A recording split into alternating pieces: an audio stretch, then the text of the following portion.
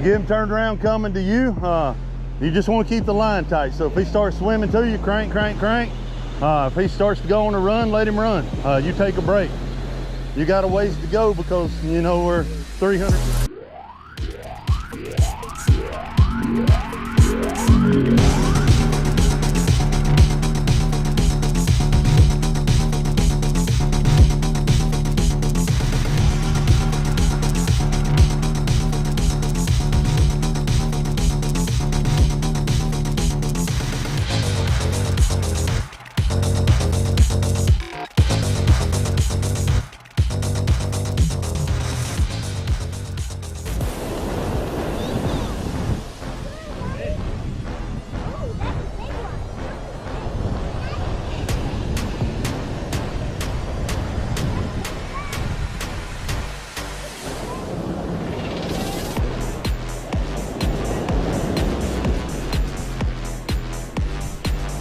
Still got about 100 yards to go.